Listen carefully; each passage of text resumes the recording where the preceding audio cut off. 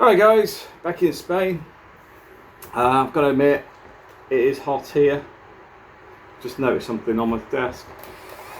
It's a mini vacuum cleaner. My wife loves mini gadgets. Looks like a light switch, well it's actually a Hoover. Okay, sidetrack there for a second. This week, interesting week. First one, now back home, got 3 weeks vacation. I also did my exam this week for my level 7 strategic leadership, and it takes them normally 14-15 days I think to come back with the result. They came back within 48 hours, and each part of it says distinction, distinction, distinction. So that'll do me, I'll accept that. Yeah, I mean the exam itself, I knew the topic and I understand the information, but a lot of the problem with academia is it structures it around specifics. So for example, although I understand it, I'm not a very I don't like people using acronyms, abbreviations, or things out of context. So I like to keep it simple and specific because I can adapt it to the audience. Where I find a lot of people use acronyms and other things is to control the narrative, pretend they know something other people don't, or they create new things to stop people knowing what they understand, because it creates control. So in the academic world, blue sky thinking, glide paths, horizon scanning, pestle analysis, SWOT, star narratives. For me, I just go bullet points because they can all be converted to bullet points. Which means I keep it in a simple form because I look at things bigger. So when you're doing a star analysis, you're focused on 4 criteria, where I'm more of a case of dismantling it, working through processes, doing flow diagrams to understand the full process. It's how you manage projects, products, and it allows you to understand different ways of thinking, the yes nos, and and I did this as a kid. I mean, this is going back to programming, when I was doing chips with the NAND gates, the NOR gates, the AND gates, the basic inputs and outputs. It's all zeros and ones. Whether it is in series, parallel, and the structure was around things like creating traffic light systems. So I can do quite complicated things with it because I understand it and take it down to a basic level, because the basic level is 0 and 1. So when you start breaking it right down to that level, that's why I don't like abbreviations and things, because the complexity comes from working the way through the whole process to simplify it, because I want to make things that anyone can understand. But in the academic world, it's often a case of they try to make it so nobody understands, or it's a select few. So yeah, I mean, I got through it. I mean, they're not, I think I'm not sure if I said, they come back within 48 hours and everything's distinction, distinction, distinction. So I can't grumble. I'll be happy with that. So that's my degree done. That's my equivalent of a master's degree finished, which means I'm now lining up for my MBA as my next academic piece. The interesting thing is, the people that would have been more proud of it would have probably been my parents that are both dead. So there's nobody that's sort of, that's wrong actually, there is people that shout. I mean, my wife and kids are quite supportive, but like there's nobody I'm looking up to for it, because they're not around anymore. But hey ho, can't have everything. So I'll take the win in the sense of I finished it. Some weight off my shoulders means I don't have to worry about doing another exam to go through the process of revising it, because I think with all my thesis and my coursework, it's about 300 pages. So it's a fairly comprehensive piece on how to manage business, with lots of example on recovery. So things like email etiquette and how to inject things like respect in work, but also, what do you call it? So I'm tired. I think I stayed up till 2 o'clock last day yesterday because it was hot. What do you call it? Continuity. And I'm a big fan of retention. I try and avoid losing people unless it's the case that A, it's mutual, or B, they're going on to something better. I generally don't have people leave for things I've done. In fact, I've never had anybody leave me for what I've done. If anything, I'm still in touch with people going back nearly 30 years. So it's a bit weird, you know, because you're going through the steps on all this stuff, and you work on how you retain people, develop people, etc., etc. So it was good to do the course. It's good to finish it off. MBA's next, but the MBA, I'm looking at it and thinking, do I do my NEBOSH first? Because I think the MBA is going to be an interesting one, because its focus seems to be on developing a business while you're doing it. So if I change employers, I have to be very careful that the interpretation is that this is part of my course. It's not a direct conflict or something like that, but I'll have to pick something that's in a different arena. So for example, maybe I'll develop an app, maybe a small enterprise, not even sure yet. But anyway, we'll cross that bridge when it comes to it. But it's great to be back in Spain, even though it's silly temperature. Am I sweating? That's red. Do you know why that's red? I sat outside yesterday for like 10 minutes. I'm already starting to go back. Look, you can see that's one day. Look at the difference. Well, you can see there. One day of being in the sun. So it's good. I can feel the vitamin D make me feel a lot more positive, make me feel a lot happier. And would I recommend moving to Spain still? The weird thing is, there's a big project thing I'm working on at the moment. I don't know if I'm going to be able to do it. I'm trying. It's a very complex one. It's an expensive one. In fact, I'll share the idea because I don't think I've discussed it enough on this channel. So in Spain, there's a lot of villages and towns that are declining. The population's declining. Now, if you understand the history of Spain and the Franco years, when Franco was in power, to move to the cities, you had to have like probably a equivalent of a resettlement visa or something. So everything was sort of restricted. You couldn't all just move to the city for work. It was very restrictive and structured around maintaining the country as a whole. Franco recognized at some point in his reign that had to change. Then Spain went into the big tourism piece, and then the equity in buildings changed. So before, houses were quite cheap, a bit like the UK. Then everybody owns 2 or 3 houses and rents them out. It all become equity, it all become capital, it all become investments. So houses all went up, rents went up, wages. So the rents have gone like that, and the wages have gone up very slowly. So the percentages aren't right.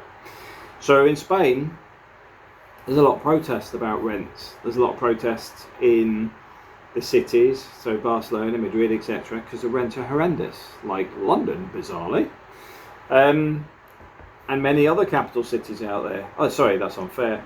Many other cities, full stop, because we created an environment where we proactively encourage people to take properties on as investment strategies, which also includes investment funds. Investment funds heavily buy into properties, and it's even worse because they often buy the new developments as well, which means there's less available to new buyers with new homes if the developers are buying them to then rent them out as social housing. So a lot of the first time deals aren't as good as they should be. And me, I'm not sitting here as a socialist or a capitalist, I'm sitting here as a realist. So they created this problem in the housing market. Now the good thing is, a lot of areas are still in decline. This is why it makes sense. So when you start going out to the rural areas, nobody wants to live there. They're declining. Populations are dropping. So I've got this crazy idea, and I've been working on it for some time, and I know there's a few people out there interested in it. I want to take over a whole village and then look at how we develop that as a community, because I think it's a multifold idea, and this is why I'm quite happy to share the idea, because it's so complicated, so big. It's either going to need investors or somebody take the idea and run with it. I'm not particularly bothered, because my whole idea is that it works. I don't need a little gold star saying it's all me or whatever. I hate all that stuff. So the concept is, we take a village that's got a minimum of 16 houses just to get it started. We develop those houses. In Spain, a lot of solar companies, farmers invested heavily in solar and not getting a good rate on it. So I'm looking at, we develop a community initiative where we create a little solar company where we work deals out with farmers and we buy their power from them at a negotiated rate. So the rate will be higher than they're getting paid and possibly lower than market rate. So win-win. And then at the same time, we work heavily with farmers and possibly bring up new developments like a retirement community. And coupled with a retirement community is, I want to bring in young adults with learning difficulties, along with parents and stuff that are worried about their kids when they get older. Because the whole point is, we create an environment that is based on the community looking after the community. So there's a lot of engagements with the kids that are engaging with the elderly, where the elderlies are often not, the loneliness is probably one of the biggest killers, I would say, out there. So you're trying to bring two different parts of life together, and then everybody else as well. So for example, digital nomads, people working in the farms, working in the shops, encouraging job activities for people in the community, whether retired, whether just in the community, whether somebody's got disabilities, whatever, to actually try and get it where we can actually get a community that functions and becomes self-sustaining. And I know it sounds very communist, socialistic, but the idea is, I want a community where it's a little bit far for most people to bother, so the crime will retain being very low. The community looks after itself, and the community becomes self-sufficient and self-developing. At the same time, we create things where there's opportunities. So digital nomad environment, fishing lakes for fishing holidays, school activities, stuff for people with learning difficulties, disabled adaptations type stuff. So outdoor activities for a lot of people that maybe you struggle elsewhere. And yeah, like I said, I know this is a big idea, but I suppose it would end up on my legacy if it did work. So there's a lot of thought going into this at the moment, because for me, it started with a conversation with a friend, because she's heavily involved in stuff to do with kids with disabilities. And she was talking about she's worried about when her kid gets older because there's not enough in Spain for them. And I'm thinking, well, there is opportunities there. There's ways to create incomes. There's ways to generate business. There's ways to make people part of the community. So even when they're older, they're still in the community. So even when the mother dies, the community takes care of the people. And like I said, it does sound a little bit hippie, does sound a little bit communist, does sound a bit socialist, but I'm just thinking out of the box that it could work. And I know it sounds like a crazy idea at the minute, but it's one of those things that it's going to cost a lot of money.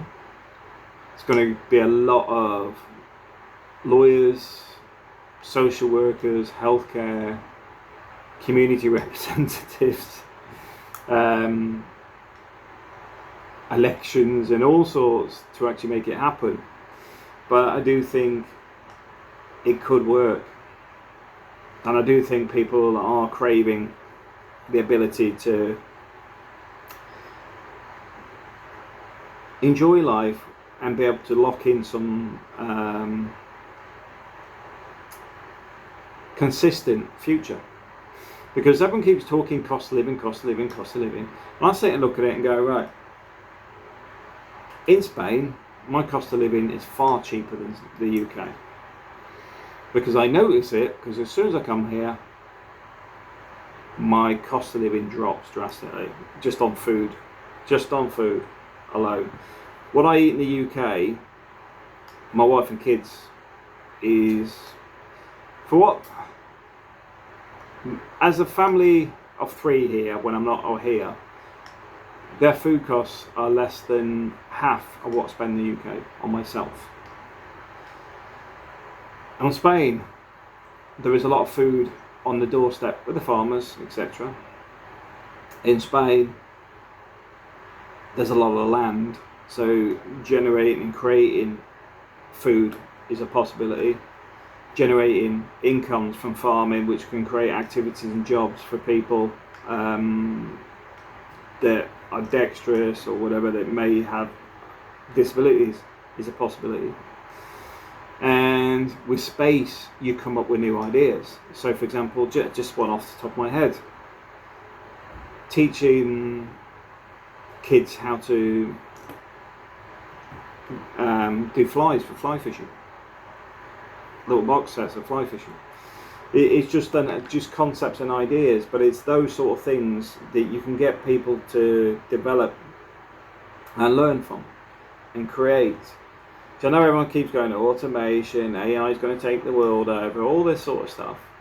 But at the same time, I see a lot of people want to be away from everything. I mean, I know this is my home, this is Spain, this is my life. The hard bit is I have to go and make some money to make it sustainable long term, and I'm doing it. But this project, when I move on from the day to day, is going to be a much bigger project. It's going to involve a lot more people than just me, because it may shock you, I don't know everything, I can't do everything, and I can't do everything all the time either. So it's a big idea at the moment, and we actually have started putting some feelers out to engage with barrios. I think they're called barrios in Spain. Well, I know they call them that in the Philippines, I know they call them that in like places like Brazil. But the point being is, we're already going out and looking for mayors that have got a declining population in their areas. And I don't want it where we're just going to go, oh, look, they've got a decline product, we'll just move into the area. I want to make a difference. I want something that's actually going to encourage people to live there a long time. Let the area develop into something that's, oh God, I was going to say holistic there. Alright, it sounded a bit hippie, isn't it? No, but it is something I think is possible, it's doable, it's practical. But also, I don't know enough about the benefit system in Spain as well, because I assume there must be some financial compensation and stuff relating to adults that would struggle to get work, etc., because of disabilities, etc. So if we create an environment where it's a town within a town or something, so you know that a lot of the people working in the stores have got learning difficulties, etc. The community's got a lot of older people in there that have got lots of people that can talk to, lots of people that can help, lots of people pass knowledge on.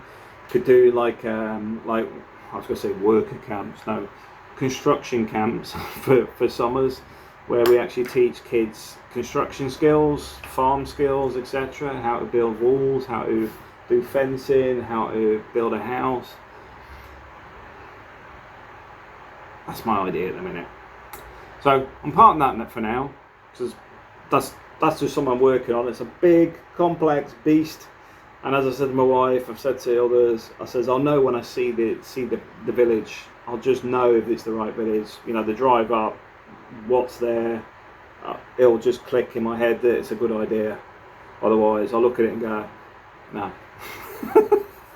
Because in Spain, I've got to look for things for earthquakes, things for flooding, any risk of landslides, the practicalities of it, the locations of it, any problems with bad elements, you know, people-wise. So it can be a challenge, but I'm looking forward to it. Because let's face it, my degree's done. I'm in the process of changing some other stuff in my life as well. So I'm looking at things through a new lens. It's like I've got like the line here because I've finished this bit. It's now moving into what I'm doing for the rest of this year and onwards. So it's looking good. Well, like I said, I do feel tired. I was up till 2 in the morning. Ubi had another concert as well, so as soon as I got back, we went to his concert in the hall in Torrevieja, because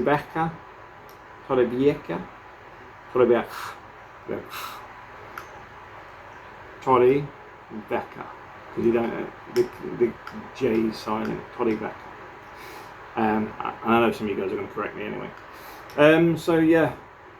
So he had his piano concert, got another certificate for the end of the year, going up in his karate, going up another, whatever those things are on your belts, so he's doing well on that.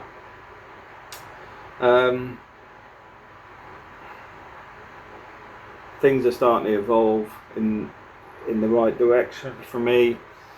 Taking the coursework out of my life as well as making a massive difference, because I didn't get any spare time to work on my course throughout the last 2 years. I've had to do it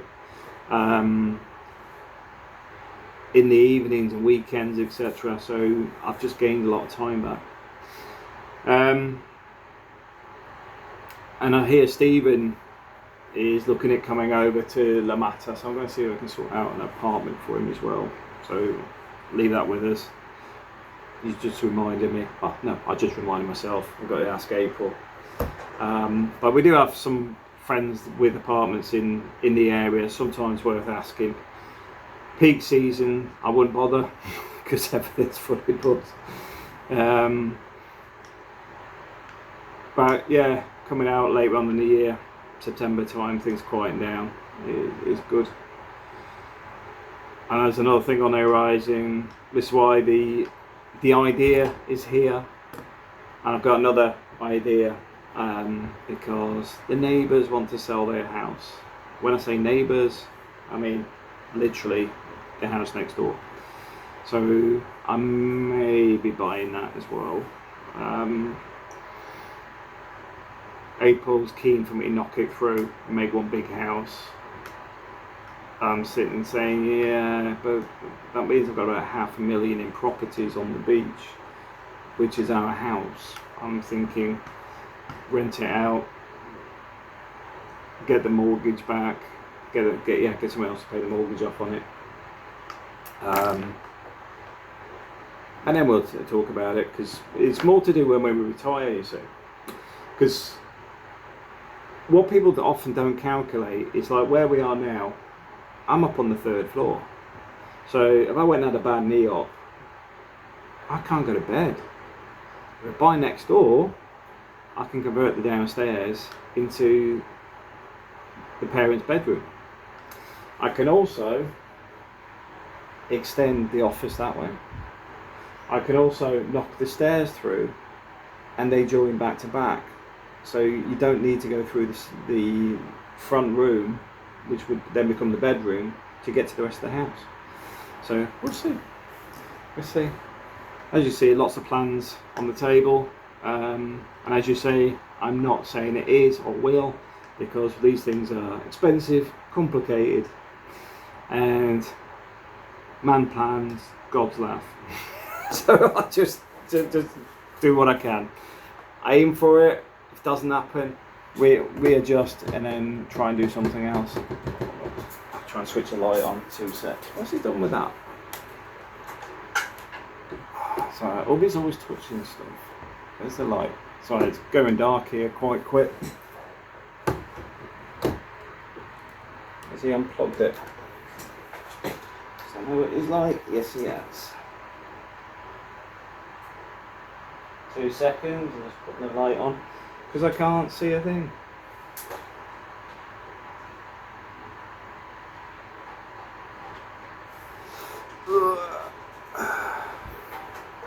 Why is it? You know, as teenagers, they frustrate you because they unplug stuff that they don't need to. Why has he unplugged that one?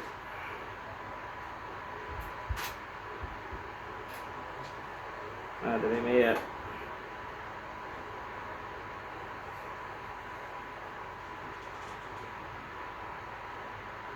Two seconds, guys. And you know what? I'll pause it while I sort this out. Back again. Yeah, I don't know why he unplugs that. Maybe just to annoy me. Yeah, so that's that. What else is going on? The new car's running well. I've got to admit, it does feel a bit underpowered now. I've used it for a bit, you know, a bit more hilly stuff. So it does feel a bit underpowered, but the aircon, fantastic. And I'm having a bit of a relaxing week this week, because next week we're in Madrid. We're going to Mad Cool Festival. So if you're there, give us a shout.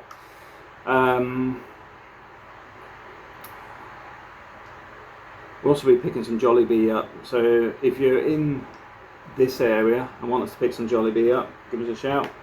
Don't know what Jollibee is. It's a Filipino brand restaurant. Take on McDonald's. So it has things like rice instead of chips. Potatoes. Chips, yeah. See, it's weird. We've ended up with all these Americanisms, haven't we? Because in the UK, when we said chips, chips were what they call fries. In America, they call them French fries. But now we say fries in the UK for some reason when we're talking about chips. But chips in America means crisps. How many imported things have we got? Our language is being distorted with Americanisms. But yeah, I've had a few requests already to bring some food back. We're going for a few days in Madrid. Looking forward to that. be good with the boy. He's going to go and see Weezer. We got Weezer, Iggy Pop, Nine Inch Nails, Muse. Kings of Leon's pulled out because I think the lead singer's got a problem with his throat. It's going to be a good scorching weekend. Well, I say weekend. I think is it Wednesday, Thursday, Friday? Or it might be Thursday, Friday, Saturday. It might be Thursday, Friday, Saturdays. So I think I'm there Thursday, Friday night. Oh, and I got caught speeding as well in the UK. When I say speeding, it's not real speeding, because I was, you know, the motorway where they put advisory 60. So it's clear weather. I was doing 70 on a 60 advisory, which is normally a road that's 70. There was little traffic, good weather, etc.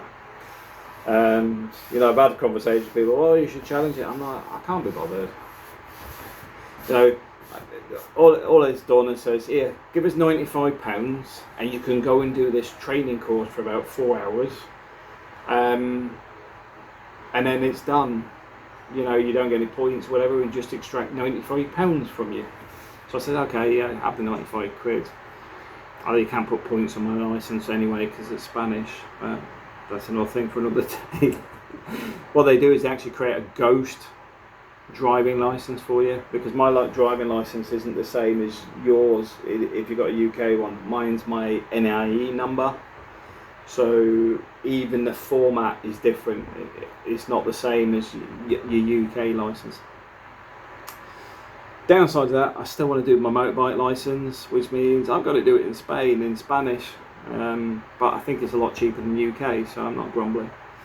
It's just I need to invest a bit of time on that. I'm going to have to do that over probably book a week and just do it, because I am getting that itch for the road. If you haven't had a motorbike before, you won't know it, but if you do, if you know, you know.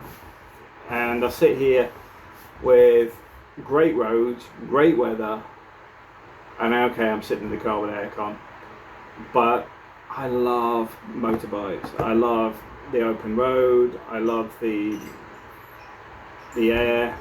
I love the fact that you see more because you know you're just taking it all in. So I'm gonna have to do it, and then I can get my Honda Rebel, which I'm looking forward to buying as well. So yeah, no negatives this week. Things are looking up. Things are looking good. I'm not even going to get into work stuff, to be fair, because I'm on holiday. Don't need all that stuff. The training course is good.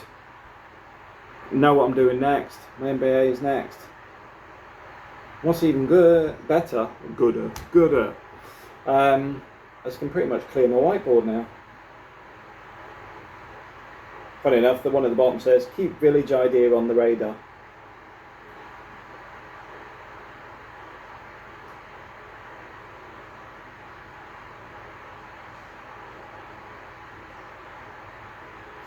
Yeah, it's all looking up. I've got nothing, like I say, I've got very little to grumble about these days. Because the stuff, I have covered this on another video, but it's like, in life, the stuff you can do and the stuff you can't do. And the stuff you can't do, don't worry about it. The stuff you can do, focus on that. If you have things that, for example, if you're seeing your life is just gliding, so what you need to do if your life's just gliding is you need to learn to refocus and sort where you want to go and focus on that. Otherwise you end up down another path which is all the negative stuff, and it'll keep pulling you in. This is why you see a lot of people that whinge online are normally people with no cash, because lots of people have no cash. The focus has to be on how do you get the cash, and is it something I'm already doing? Is it the fact I'm riddled with debt? Is it because I didn't get any skills and haven't done anything to actually generate better income? Is it I blame everybody for everything that's wrong with me? A lot of the time, unfortunately, what I just said, it's true for a lot of people. But you've got to get that mirror and look in it. You may not want to see what's in there, But do you know what? Looking at your mirror, it refocuses your life, because that is showing you reality. It's like when people have negative traits, negative personalities. If you recognise, is it you that's affecting yourself? And I'll give a few examples of things. I'm going to keep them very open, because it's to do with it's not specific to anybody. It's not specific to a time, because these are things that I observe over a long period of time with a lot of different people, different personalities, etc. People that are struggling to find a job, and then when they get stuff, they'll talk themselves out of the job, or they suddenly have lost interest in the job as soon as they've been offered it, because it becomes a psychological thing. And I get that if people are in long-term unemployment, because you may have become comfortable in chasing something and then get fear when you actually get to it. So you need to look in that mirror and change it. Another one is not having a lot of friends. It may be you, it may be society, it may be the fact that everyone's so busy and don't meet up the way they used to. It may be that you're a difficult person to be around, and I've known people that are difficult, racist, can't help but annoy people and actually find it funny, and then at the same time I'll complain about having nobody that's a friend. Same as other people I know that struggle with weight, yet won't commit to keeping out the cake box. It's always someone else's fault. It's their health, it's this, it's that. Look, you're talking to somebody that goes up and down like a yo-yo. I've lost, I think it was 12 kilos when I was back in the UK. I dropped 12 kilos. At the moment it's too hot, but at the same time I'm still monitoring and trying to keep my weight down. So it's not going up, it's staying down, because I get it. Here, kids love fast food. Me, I like a beer when it's too hot. I've got a corner shop there, I've got a bar there, literally a minute or two up from the house. Worse than that, I've got a Chinese restaurant with really cold beer, literally opposite my house. So there's food and drink everywhere here. I'm with the family, with the kids, so you do the dad stuff. You go out, you know, like today we went to the Good Burger.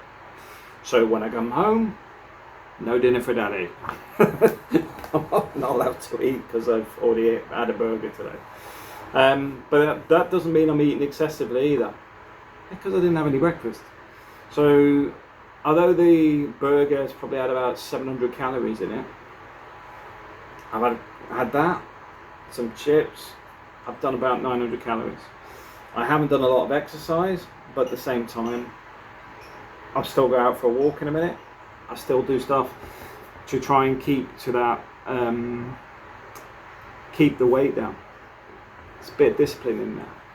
And I recognise it. This is why when people go, oh, it's easy for you. It's not bloody easy for me. I love food. I love having a beer with people. I like having a chat. I love all that.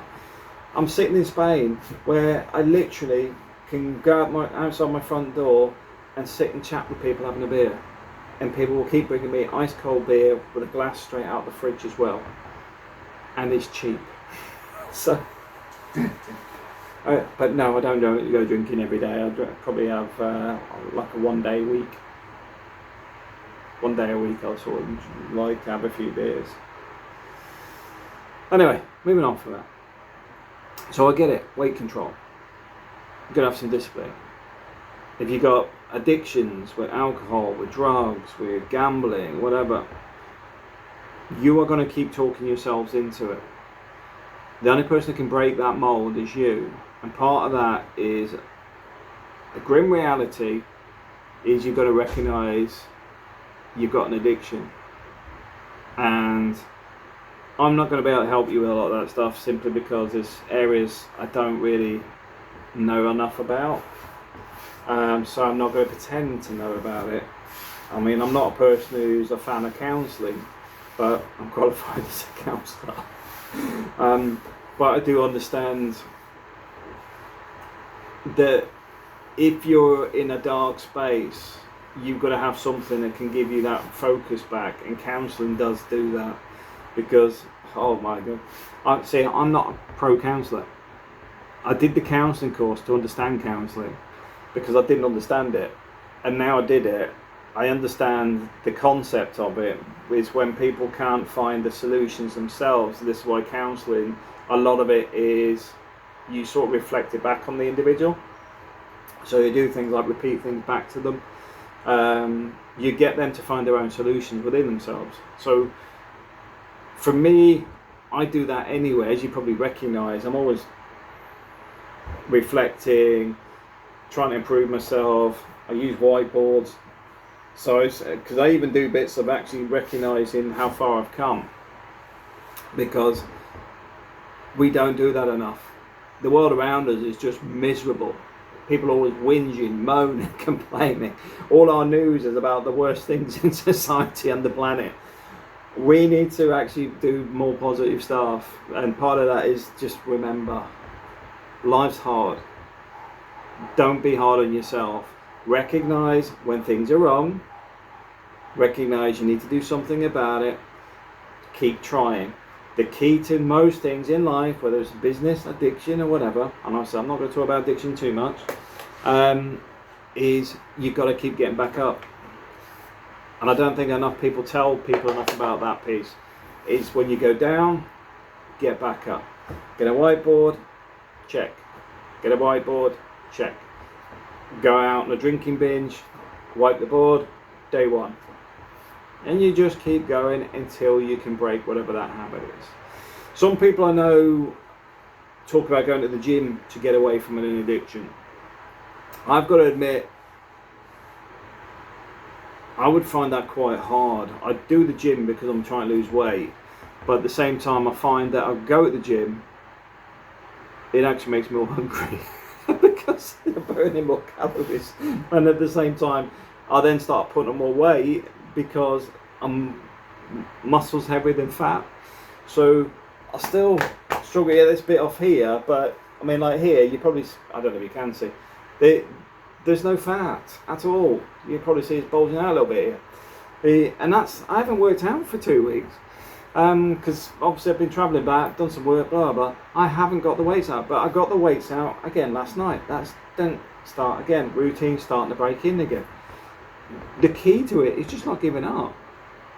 This is why I would struggle if I wasn't counselling. We're getting with people to reflect. If I was telling people to actually improve themselves, I think I would hurt some people's feelings, because my viewpoint is we all have hardships in life. Stop crying. Stop being so weak. Look at what needs to change and make it happen. And obviously I don't say that I was doing counselling, but the point being is, a lot of this stuff it's all about you. That's what counselling is about. It's not about the counsellor. It's not they've got the answers. It's not this, because they need to pull it out of you. So the whole basis of this is you are the problem and the solution, and everything in life is like that. So yeah, I'm going to leave that there, because I've started to sound, I've just started got images of myself being like some cult leader saying, you know what, with it, you know, like you start getting these like Indian images or something. I get all these extra arms or something. But it is like literally you've got to look inwards to look outwards. Yeah, I know my videos have been more philosophical and stuff lately, and it's because it's important. And I know the numbers of people listening is actually reduced significantly, but I don't care. I don't do the videos for money. I don't actually, anything that's made on any of these videos just goes to my mother-in-law that pays for medication and stuff, so I don't care. It's all about helping people out there. So if nobody listens, and then in 10 years time somebody finds these videos and learns from them and it helps them, I don't even need to know it, that it was useful, because the practicality is it helps somebody. Hence, that's been my whole ethos since I started doing the videos originally on the Philippines. It was about people moving to the Philippines and also showing that you could do it at a younger age, because most of the people heading out there when I was there were probably 65 upwards. And now you see a lot of younger people, you also see a lot of digital nomads, you see a lot of passport bros and all that sort of stuff. And it may make some people unhappy, but ultimately I'd say a lot of people have benefited from making changes in their life, whether it's going to a new country, experiencing new things, being outside their comfort zone, or it's been about just seeing things from a different perspective, or looking inwards to look outwards. I'm not putting that on a t-shirt. But anyway guys, have a great weekend. I know it's early, but I'm on holiday. Thanks for watching.